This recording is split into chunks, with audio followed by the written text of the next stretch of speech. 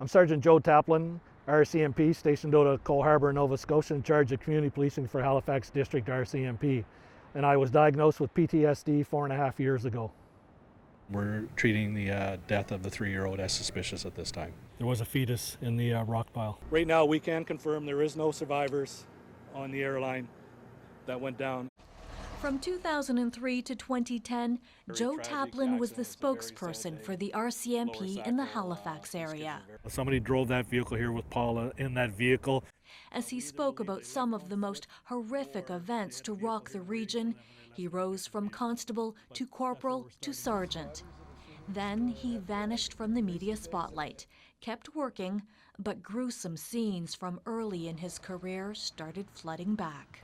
Over here, let's go. Here at this beach with his trusty dogs, he finds some peace. But now he's stepping back into the media spotlight and stepping back into the past to talk about his emotional triggers.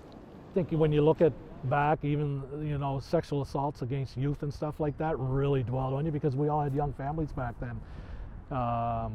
There was an incident in Viking, Alberta, where I was great friends with a family, and somebody broke into their house and sexually assaulted their daughter while they were away, and that still bothers me to this day. He didn't realize it, but slowly he was retreating into his own private hell in his mind. His family saw the worst of it.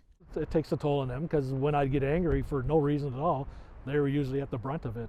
But when I went out as the face of the RCMP, everything was good. Oh, there's pretty calm, easygoing guy, but kept a lot of stuff inside. In his 7 years as the voice of the RCMP, he estimates he handled some 4,000 criminal files, about 90 involving deaths.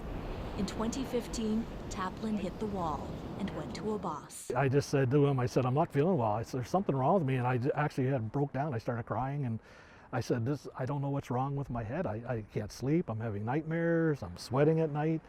I'm isolating myself. I'm taking anger at my kids, at my wife who don't deserve it. He says he was lucky. He confided in 2 people who steered him in the right direction. He's now in the care of a private practice psychologist.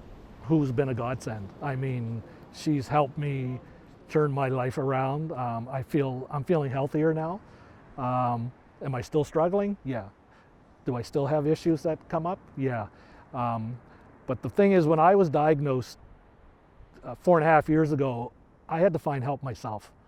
The RCMP weren't there to help me at that time. The force is hiring 14 psychologists to work on an early intervention program coming out next spring.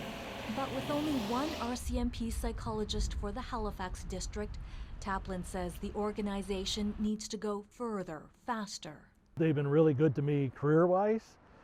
I just think right now with PTSD is that we're behind a little bit, not a little bit, a lot, compared to other organizations, and we got to step forward and really help our members that are struggling with this.